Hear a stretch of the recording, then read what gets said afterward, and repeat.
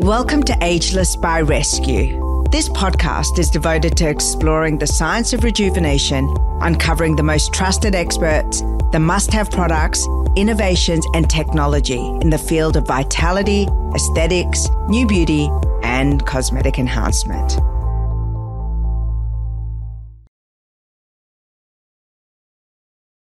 Dr. Agnes, how good is it that you are in Sydney and I get to have you on my show? Our little love affair started at the NSS conference where you were part of the scientific advisory committee of the non-surgical symposium. I heard you speak and it was as if a light bulb had gone off in my head. I was so happy as a woman to hear the profound integrative knowledge that you had about wellness and beauty. And so I guess the first place I would like to start is, you know, as a cosmetic doctor and also as a nutritional doctor, where do you see these two worlds converging when it comes to health and beauty? Yeah. First off, I just want to say thank you so much, Bahar, for inviting me to your podcast. It really is an honor to be here. So thank you. I'm very happy to be here. So the convergence of aesthetic medicine and nutritional medicine, it's becoming very clear, and I think it has for some time, that our internal health is reflected in the quality of our hair and our skin, our nails and the size of our body, the shape of our body. So they go hand in hand. In nutritional medicine is about addressing the internal factors that are driving the aesthetic presentations that we see. So we have a whole range of amazing cosmetic treatments. I mean, I think they're so effective and they produce immediate effects, really, whereas nutritional medicine is dealing with the underlying drivers of the presentation. So the drivers of skin conditions like rosacea or psoriasis or skin aging, the drivers of hair loss, which is very multifactorial, that encompasses hormones as well. And whereas our cosmetic treatments will deal with the external signs and symptoms very effectively, so it gives rapid relief. But if you're not dealing with the internal drivers, then the underlying foundational issues are still there. So for me, when I started practicing, I wanted to introduce both side by side. I'd had an interest in nutritional medicine for many years, but so it just was a natural progression that when I went into cosmetic practice, I introduced nutritional therapies immediately, because I feel we need both. And it's great because the industry is changing. It's recognizing that internal health is very much part of our appearance as well, reflects our appearance or influences our appearance. So I think it's becoming essential in any setting to look at that side of things. One of the things that really captivated me about your expertise and the area that you are really passionate about and very, very articulate about is inflammation and the effects on aging, the interplay between hormones and aging. And I'm wondering if we could unpack inflammation as it relates to aging of the skin.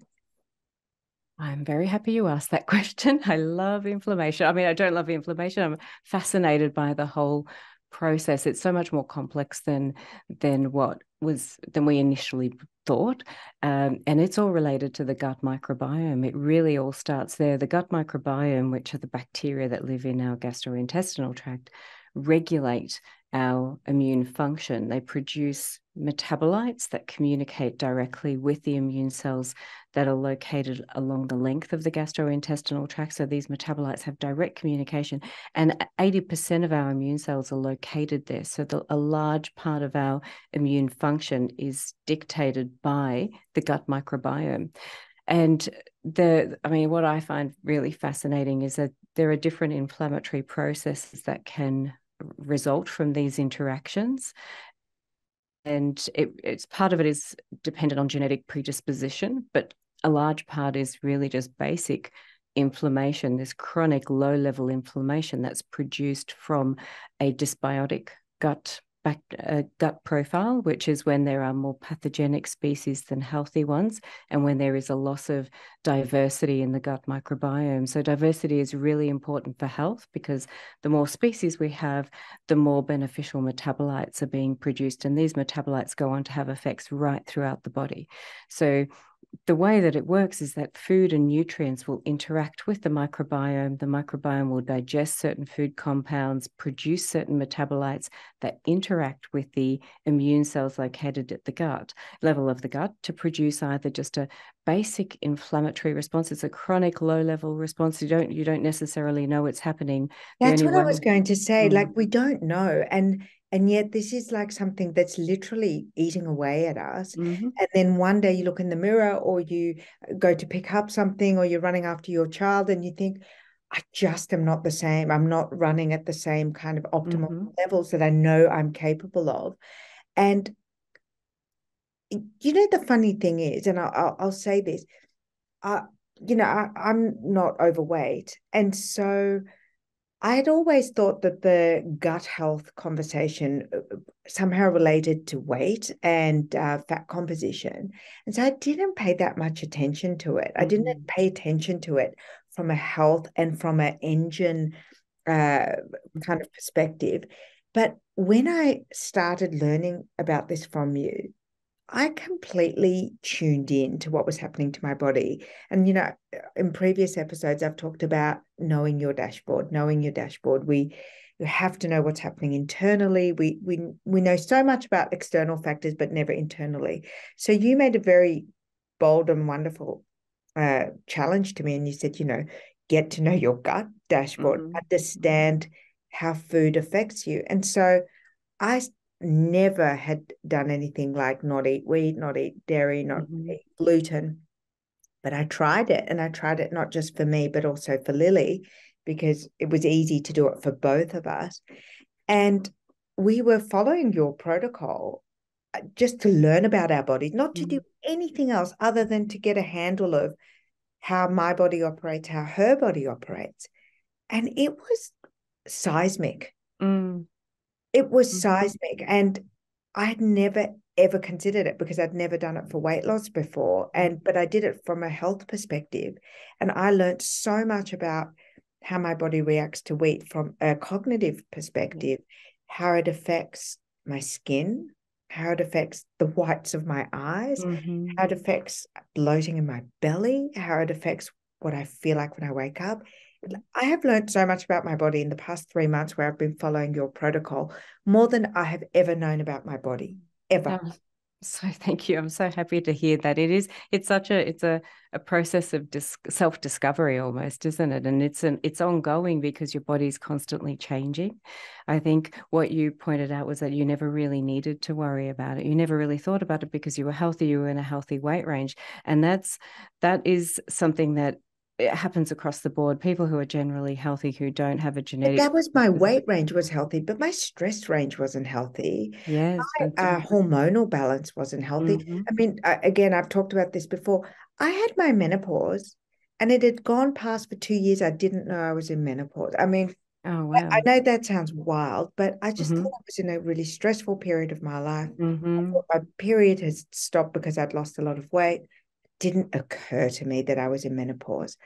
But, you know, everything in my body had changed. Yeah. And because I was, you know, fitting into clothes, I didn't go investigate the matter further. So it's not just about whether you're in a healthy or unhealthy weight range. It's about all the other things that are markers of health, right? That's right. That's right. And that's it. And everyone's so individual too. The way that you respond to food and the inflammatory process that develops is very different for everyone. So you may have been fine for many years eating gluten, and gluten is very much known. Yeah, gluten is known to cause leaky gut and leaky brain. But there's a point in your life, if you don't have any genetic predisposition for allergies or autoimmune conditions, there still becomes a point in your life where your repair mechanisms aren't as effective. And menopause is one of those times where they hugely decline, simply because it's a very pro-inflammatory state, because estrogen is an anti-inflammatory molecule, so it protects you from inflammation. And when it drops, it activates what's called the inflammasome within cells, where estrogen played a protective role, and that's actually in neurons, and that kind of sets the stage for neurodegenerative diseases, which is much more common in women than men. In fat cells, where it sets the stage for resistant fat. It's one of the reasons why women find it very hard to lose weight around menopause.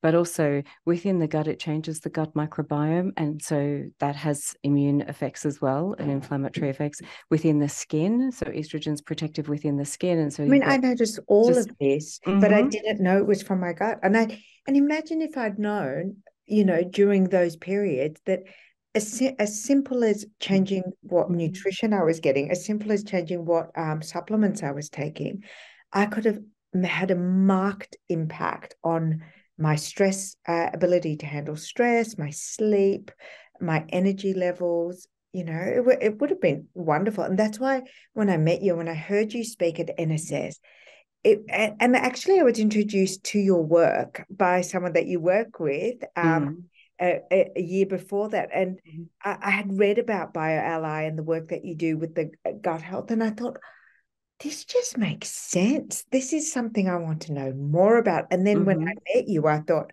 not only do I want to know more about it, I want to tell more people about it. Yeah, I think there's a lot of misinformation too, I think. And so people are very confused by the time I tend to see women who are peri or postmenopausal, so they're middle age, I say between the ages of 35 to 65. And there's so much information out there. Much of it is just misinformation, unfortunately, because the headlines, people tend to read the headlines, but they don't read the fine print of research. So I read headlines too, and I have to slap myself across the head and say, but what does that mean? And I've trained myself to. But and the other thing that I hope to do with the Ageless podcast is, I know everyone is time poor, so I'm hoping that if you're listening to this episode on your way to work or at the gym, that this is just a moment, 45 minutes that you can join us, and I can bring the wisdom of Dr. Agnes to you, and you can learn something that you can apply to your day. Can you share with us from the inflammation side, as a cosmetic doctor, what do you see? How does that present when you see a patient who's come in for injectables or aesthetic work, but all you can see is the havoc that their gut health access is playing on their skin? Yeah, absolutely. So anyone who presents to me, the majority of people who present come with it's skin aging or skin conditions, like they could, because I do injectables mainly from the cosmetic side of things. The majority of my practice is nutritional medicine. So when I see someone, this is the typical pattern that I see, and it's 70% of people are overweight or obese. Obesity is linked to many skin presentations. You have thinner skin, less collagen, more fat. The fat in your skin, even the skin on your face, is sending inflammatory signals to the rest of the cells. It's breaking down collagen even more. So that's what I'm looking at. I'm thinking about the internal processes that are happening when someone presents. And women, perimenopausal women, they tend to present with a lot of skin reactivity. Their skin becomes much more reactive. It's the time of life when you develop food intolerances that you may never have had because your repair mechanisms aren't working. The inflammatory process is well and truly underway. And hair loss is another factor. So when I see someone who comes in to have their wrinkles or their volume loss treated, I always talk about what's happening internally and how it can be managed, because I think that time of life, it is so important to manage inflammation, simply because men don't get the same signs for another 20 years. We are 20, our aging starts about 20 years earlier, and it's just unfair. So get on top of the inflammation, and it all starts with food. And it's different for everyone because, like I said before, there are different inflammatory responses. So someone who's genetically predisposed towards allergies or autoimmune diseases will have different needs and respond differently to certain foods than someone who doesn't have that. Is this why you see some women, we'll talk about women for now, suddenly develop onset acne, adult acne, Yeah. and they've always had beautiful skin and then suddenly Yep. they have acne, or late onset rosacea or eczema or psoriasis even? Yeah, well, that's one of the reasons is these differentiated inflammatory responses, but also inflammation changes your metabolism. It changes how your cells respond to sugar. So it causes a state of insulin resistance. Is that And why I can't drink wine like I used to? Wine makes that's me feel sick. It really has bothered me. The past 6 months, I've even talked about it before. I just feel ruined when I drink anything with that much sugar in it. That's partly insulin resistant, but also histamine. Wine is unbelievably high in histamine, and there's a lot more skin reactivity now compared to, say, 20 years ago. And histamine is the mediator of, facial flushing and redness. It's released from mast cells, and when you're adding it in the body, you develop, and it's a cumulative thing. So you're eating chocolate, you're having coffee, you're having wine. These are all fermented foods, collagen powders, protein powders, very high in histamine. Are they? Yeah. And so, Oh. so it all adds up, and eventually you become intolerant to it. And so then a little bit more just produces reactions. And it can be anything from facial flushing to something like tinnitus. Wow. So everyone's different in how they respond to it, but there's definitely histamine is now found to be, alongside some of the immune cells, a mediator of all chronic diseases and all aesthetic or skin diseases as well. So it's something in the aesthetic or cosmetic clinic you have to be very well aware of, because some of these foods are considered to be healthy, and they generally would be when the gut's healthy and when there isn't a histamine issue.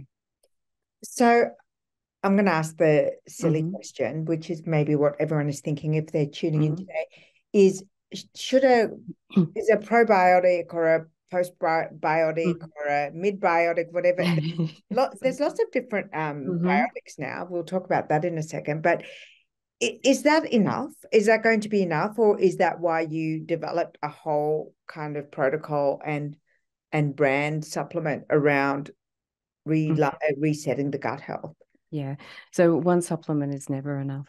One compound, one supplement. I mean, there are lots of pharmaceutical companies and big scientists looking for that compound that's going to fix it all.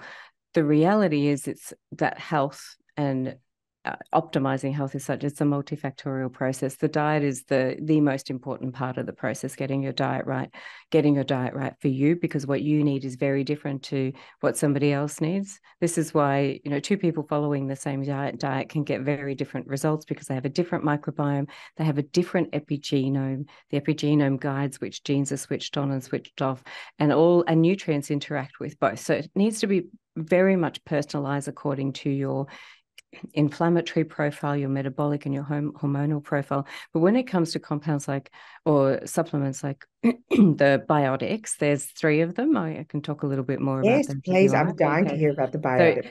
But just wanted to say that a gut healing program is, when someone presents with symptoms, while it's essential to address the gut, the typical gut healing program just isn't enough, because there are so many cellular processes which are the hallmarks of aging that are declining, and they all need to be supported. And you need a lot of nutrients to support these processes. 1 or 2 just won't do it. But if we're looking at just the compounds that are targeted specifically for the gut, where there are 3, it's prebiotics, probiotics, and postbiotics. Right. So prebiotics are dietary fiber. The mid-probiotics. I'm sorry. I know you did, but that's I understood. So prebiotics are dietary fibers, and they are food for gut bacteria. So our healthy gut bacteria thrive on dietary fiber, and that fiber can be found in fruit, vegetables, herbs. So it can be found in grains and starchy vegetables. I tend to say non-starchy vegetables should make up a good part of your diet, because that's where you're going to get all of these dietary fibers without the high carb that some people don't have that tolerance to, especially around perimenopause or in that transition. So that's where you get dietary fiber from. Our gut bacteria loves that. Our healthy bacteria, they produce metabolites that then go on to reduce inflammation in the body. That help to reduce inflammation. And that means reduce inflammation in the skin, in the brain, in fat cells, improve your metabolism. So the benefits are widespread of prebiotics, and you can get them in supplement form. So, and you're okay with that? You think that that's a good way of getting it? I do, but everyone differs in how much they need, because it relies on you having healthy bacteria in your gut. If you overload yourself with prebiotics to begin with and you start eating a lot of vegetables, you can actually have digestive issues. So you need to start that very slowly until you develop your gut has the enzymes to deal with it. So just to give you an idea, humans have 7 genes that are responsible for digesting dietary fiber, whereas the gut microbiome has 100,000 genes for that purpose. So that is like their main role. It's important. Dietary fiber is really important. So that's one part. But again, it May I needs just to interrupt you with the prebiotic stage? Is that also something we do at the top of the day? I know that in your protocol you definitely encourage like setting up the gut for a successful day. Oh yeah. So that's right. And I always recommend a smoothie in the morning, because if you've had a rest overnight, your gut has exactly. It's just easily digested. It's easy on the gut. So I recommend a smoothie if you can get vegetables into your smoothie, and if you're taking any supplements, omega-3 fatty acids are great as well, because having those fats in the smoothie will help with the absorption of fat-soluble vitamins. So I think a smoothie is a fantastic way to start the day, and you pack it with lots of healthy foods, vegetables, a bit of fruit, avocado or MCT oil. Flax seeds are really good too. And so that would be the way to start. Then you're getting dietary fiber, you're getting healthy fats. You're getting prebiotics. You're getting prebiotics, right? You're getting prebiotics. And then you space it out during the day. So I don't recommend more than 3 meals a day. I think snacking can lead to insulin resistance. If you're eating every couple of hours, you're not allowing your fat stores to be used, so you prevent metabolic flexibility, basically. So you're reliant on carbohydrates, or you're reliant on food throughout the day, rather than tapping into your own energy stores, which is actually a better way of living, because it means you have stable energy, stable mood throughout the day. So three meals, no snacks, ideally, and every meal is nicely balanced with vegetables, a bit of some carbohydrates if you can tolerate them, and healthy proteins and fats. What if you are following an intermittent fasting protocol? When does the prebiotic enter the gut system? Okay, when would you start it as your first meal? So when you're doing intermittent fasting, there are different forms and different durations. It's basically you're fasting or you're eating. So you have time frames where you eat, time frames where you fast.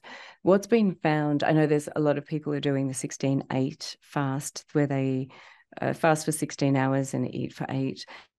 Now that can work for some, but definitely I haven't found it to be ideal for women who are middle-aged.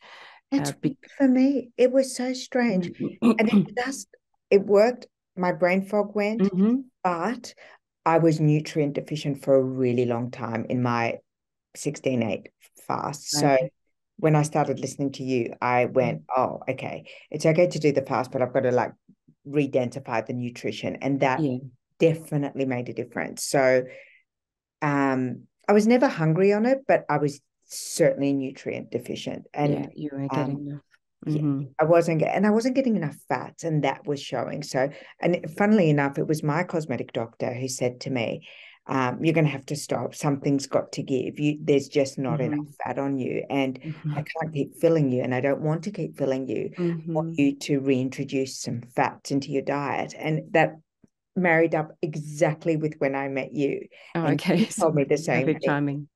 It was perfect timing. So I was able to start following your protocol. And I just wanted to make sure I was doing it correctly by having it as my first meal. But I did exactly that. I did my fibers and my vegetables and essential fatty acids. And, I would use avocado or MCT oil. And definitely, funnily enough, my injectables are lasting longer, and definitely my skin quality and hair quality has improved since addressing that. Yeah, that's fantastic. It's really important. That first meal after you fast is really important, because what happens during that fasting period is that you're recycling the junk that's accumulated within cells, and your That's the cells are ready. autophagy phase, Yeah, right? that's autophagy, exactly. And the exact timing of that is unclear. I mean, they're saying that between 12 to 14 hours overnight, if you're eating healthy foods, unprocessed, largely unprocessed foods during the day, that's enough as a regular overnight fast, as intermittent fasting, 12 to 14 hours. And that will prevent in middle age, when will prevent a drop in metabolism and hormonal issues or metabolic issues, which can, with long-term 16-8 fast, that can happen.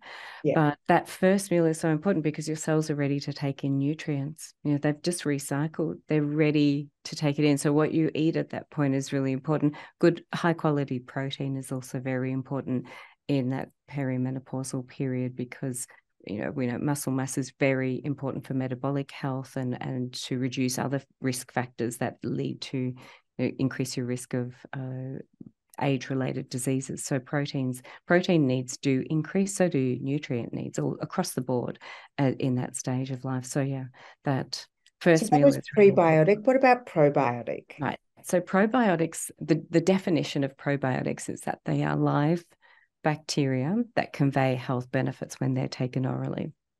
Now, the research is a bit unclear. Well, it's still unclear, which is why we don't have, it's not a TGA listed, no probiotic is TGA approved, not yet. There is a lot of research showing that. So what happens with these probiotics when you ingest them, the majority are killed basically by our gastric enzymes and juices. And so the majority don't reach the bowel where they're needed. But when those that do can help to increase the growth of healthy species. And that's then they produce metabolites, and those metabolites go on to produce the health benefits. It's all about these metabolites, but in the presence of dietary fiber, you still need dietary fiber. Now, the issue with probiotics is that, firstly, the link between probiotics and improvements in skin health, for example, I'll stay on skin health. They've been shown to certain species and certain strains. This is the biggest issue, is that it's certain species, certain strains that are being tested, whereas that's not what you're getting when you go and buy them off the shelf. And So how it's are they allowed to even produce and market this? This makes me crazy. How well, do it's we just know? It's an unregulated industry, so you don't know what you're actually getting, whether what's on the label is in the bottle. That's a big issue. How much is in there, whether if you take it, is it going to actually get to where it's needed? Is it the right one for your particular condition? These probiotics really do need to be personalized. I think specialists are best to advise on that. So dermatologists who have a good understanding. I don't recommend probiotics for that reason. The other issue is that a lot of people recommend probiotics after or during antibiotic treatment. And Yes. I was reading some research from a scientist. His name is Aaron Alanov is at Tel Aviv University, and his lab found that if you give probiotics after antibiotics, so antibiotics can wipe out your whole gut bacteria, good and bad. And then if you give probiotics, and we only have about 40 species that are produced in the lab of probiotics, whereas our gut, to be healthy, needs diversity, and that is in the range of 160 to 200 species. And if you put in these probiotics that are 40, they will compete with your natural ones. So it may take a lot longer for your natural species to You should recover. almost let your body do its thing. Yeah, and provide prebiotics and postbiotics, but that's the next thing that I'd talk about. So yeah, the other thing is if you've had an appendectomy, so that's the safe house. It's for stem cells, microbial stem cells. So if you've removed the appendix, then recovery of some species may not be possible. So there's a lot of factors that we don't consider when that advice is given, but there's a lot more to it than what's just presented out there. So then we have postbiotics. So postbiotics, they're the newer biotics out there. They are the metabolites. They're the actual microbial metabolites, and they are short chain fatty acids. They're vitamins, B group, the whole spectrum of B group vitamins and vitamin. And they're considered biotic. Yeah, because it's what they're postbiotics. So they are produced by our gut bacteria normally. So these are the end products of digestion of fibers and fats and proteins by our gut bacteria. They produce metabolites. And so the beneficial ones are called short chain fatty acids. They regulate our immune system and our metabolism and almost every process in the body. But we also have the whole spectrum. They produce the whole spectrum of B group vitamins and vitamin K and neurotransmitters. So gut health, so this is what they're talking about when they talk about postbiotics. And the reason why fermented foods have beneficial effects in those who aren't histamine intolerant is because the bacteria in the fermented foods, not so much the bacteria, it's not so much that you're getting probiotics, it's about the fact that the bacteria has digested the food that's in these fermented foods and produce postbiotics.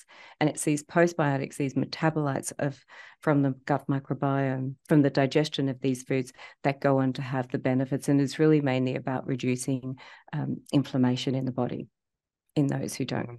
Yeah. So that's how it works. So you can that is like a PhD, concise edit of something that is bandied around so much. And again, how are we to know? How consumers to know? Can I circle back to something that you said, which I think is really interesting? And you talked about it should be personalized and it should be prescribed and personalized. So I want to segue into your company, which is a nutritional company called BioAlly, which I love the name, by the way. Thank you. It's a great name. We need an ally in our health, so it's great. But this is kind of a protocol that you've developed for personalization, both on the nutritional diet side of things and then also a food supplement that you can have, which is a nutritional supplement. Is that correct? So it's a complementary medicine. So I've developed personalized nutrition plans for my patients for many years. And so what I've done is I've streamlined it online so anyone can have access to those.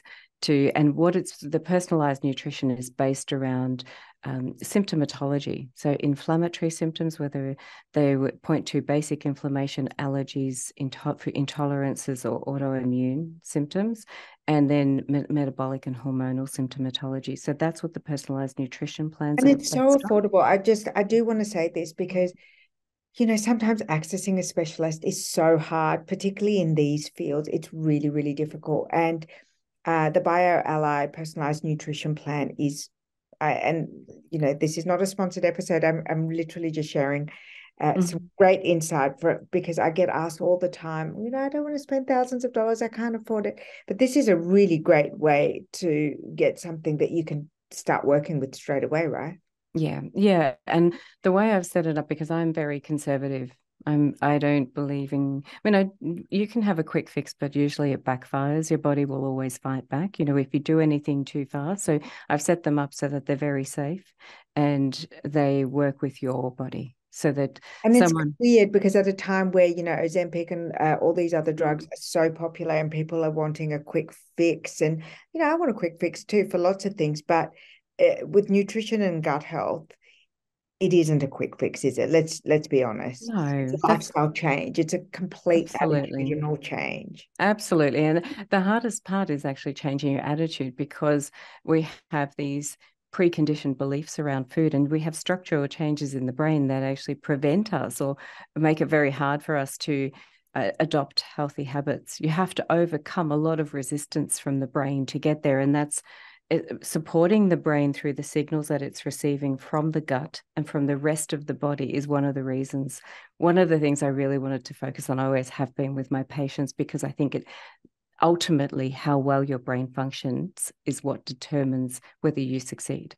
And if you're wanting a quick fix, this definitely isn't it, because I know quick fixes mean a quick regain and usually sometimes even leading to they can lead to other problems. So this is about changing the internal environment to produce signals that are supportive of health, that are supporting your health, that are reducing slowing down the aging process.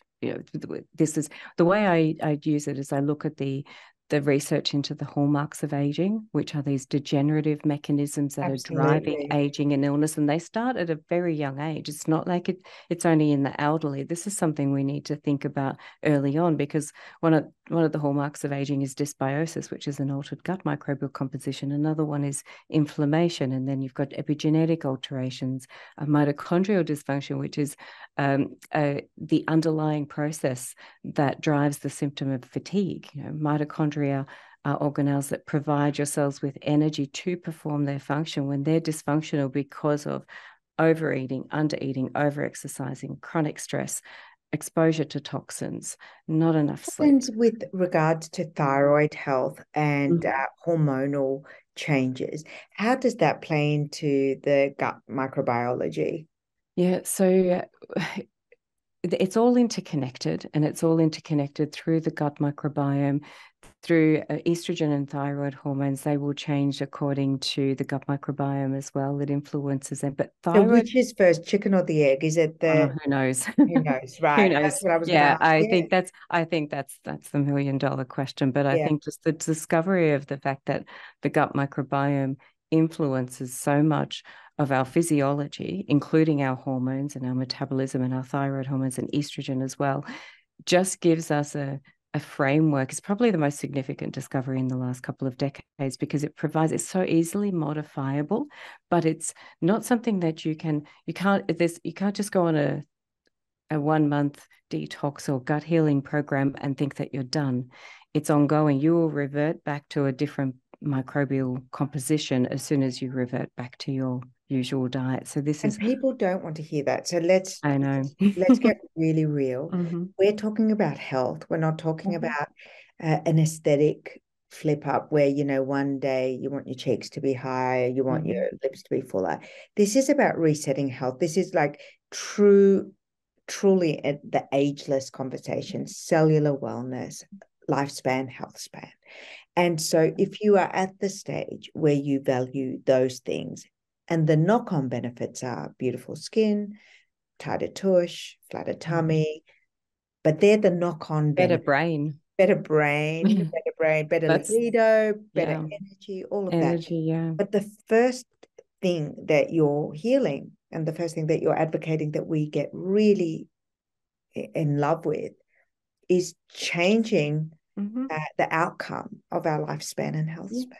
Yeah, changes the trajectory of your health. Aging. Yeah, complete. I mean, not completely, but because we're going to age. Yes. But it may, if you get your diet, I think you have to get your diet right. If you get that right, then you could prevent chronic diseases, because we know that chronic diseases are linked to diet, lifestyle, the Western diet, Western lifestyle. So if you can get those right, then you could prevent chronic diseases, even if other family members have it, because our epigenome is regulated by diet and lifestyle, by the environment within the cell that our choices create.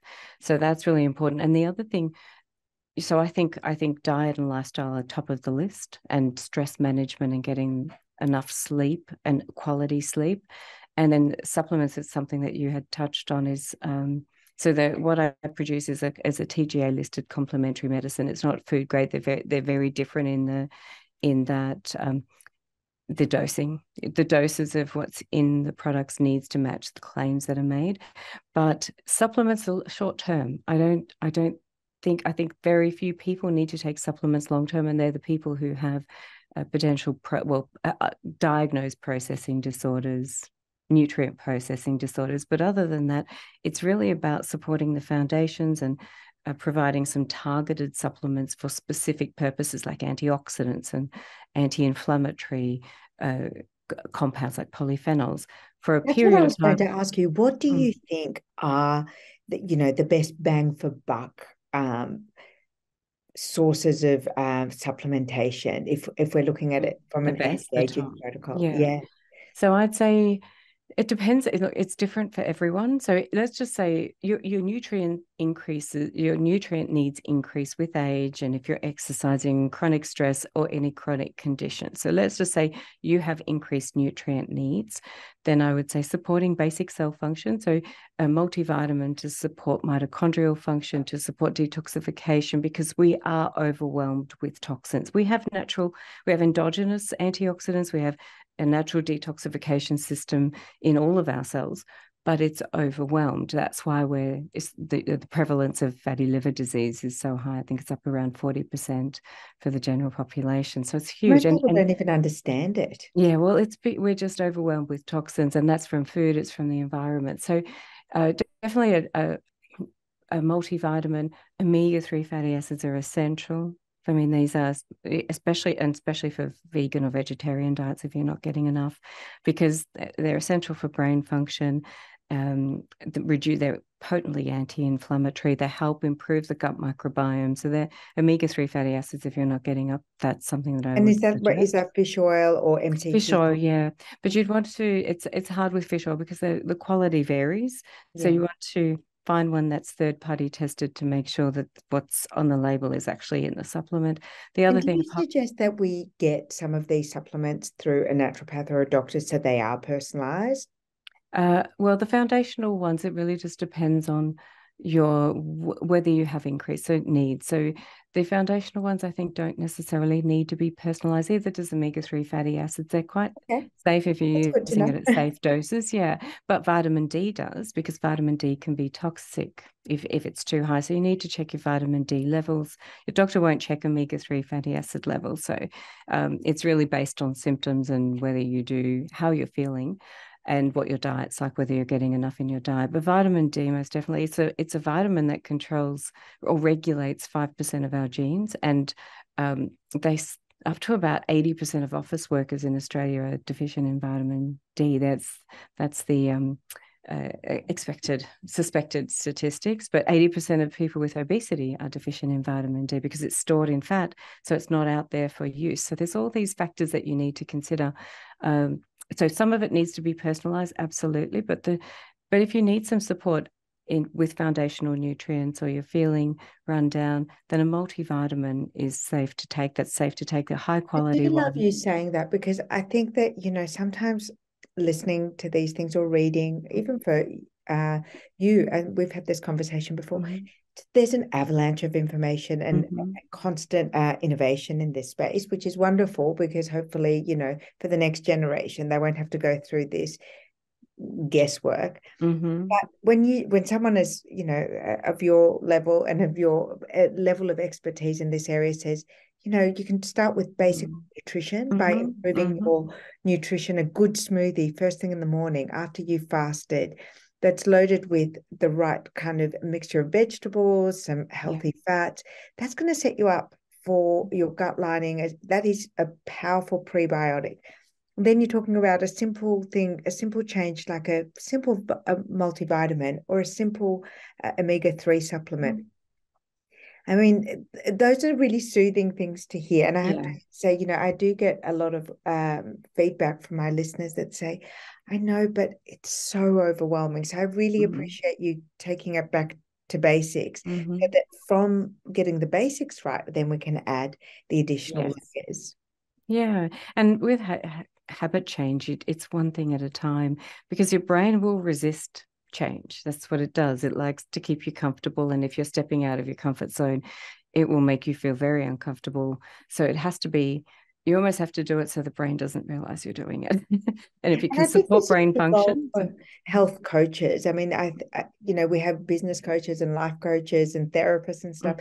But, if you are finding that habit change difficult, I do often recommend to people, I say, consider finding a health coach and being part of a program that takes you through. And I think that, the BioAlly program is good, because it kind of, you get the drops of the videos, you're part of a group, you get that kind of the momentum of being guided through, because you know what, it is hard to stick to things, it's hard to make behavioral changes. Very hard, very hard. one thing I did want to say, I used to be one of the doctors who would say that supplements are expensive urine. Yes. And for me, you hear that term a lot. And for many years, all I focused on was diet. And I can tell you that my patients struggled with that alone when they were in the midst of all of these symptoms. I did find that when we introduced supplements, it changed things because there was such a rapid improvement to cell function. So you're supporting basic cell function and energy production, then your brain starts to function differently. You immediately feel, or not immediately, within weeks you feel better. And then you use them for the period of time while you're tweaking your diet. So I think another thing with supplements you just have to be careful with is not to overdose. So you can use a lot of supplements have mega doses. Exactly. That changes the way your cell functions, and you don't want that because again, that's going to cause problems that will set you back. So it's getting the right high quality supplements at the right doses for a short period of time while you're tweaking your diet and creating new habits. And it's not just diet, but also lifestyle, looking at where you can make those changes, making sure you get the right sleep, enough sleep, reducing your stress, or managing stress better, just incorporating some stress management techniques. These are the causes of inflammation: your stress, insomnia, disrupted sleep, processed diet, or Western lifestyle. These are the causes of inflammation, and inflammation drives all chronic conditions, all aesthetic conditions, and aging. So, this is such a simple and modifiable, these are just simple modifiable factors that anyone can implement without spending any money, really. I want to say thank you so much for sharing that baseline beginning part, but I have to invite you back. I feel like we have literally just touched the tip of the iceberg of this conversation. Thank you. And there is so much to share. But really, for anyone who's listening, I would really urge you to take this as a first step, a really easy first step, and listen to this episode again and choose your own adventure where you might want to start with this longevity protocol, with this beauty protocol that Dr. Agnes is talking about. And there are so many nuggets of gold in this episode, and with your sharing. The other thing I'm going to do is I will link to the Bio Ally in the newsletter, so that people who are interested to do the report for their personalized nutritional plan, they can investigate that. And there is so much great free content on your website as well. It's so full of great content. Thank you. That's great. Thank you so much. Thank you for inviting me. And yes, I look forward to the next one. I'd love to come back on the show. And there is a lot more. We have just scratched the surface, really. Just scratch the surface. Yeah, just scratch the surface. There's so much more. But thank you so much. I've loved it. I really appreciate your time, and I can't wait. I actually will also say that I'm going to share with you on social some of the things that I've discovered while following your protocol and your personalized nutritional plan, because I definitely have seen changes. And it was really easy to implement. It was weird at first because I had to make some behavioral changes. But once I kind of set myself up for success, I shopped a little differently. I planned a little differently. I prepped my food a little differently. But once I got into it, and it took about 2 weeks to get into the flow, the benefits completely reinforced my desire to keep with it. So I love it, and I'm really grateful. It's been a difference that's made the differences. And as I'm kind of trundling towards my 50th birthday, I was looking for something that was going to, dial it up. So I'm very appreciative of your knowledge.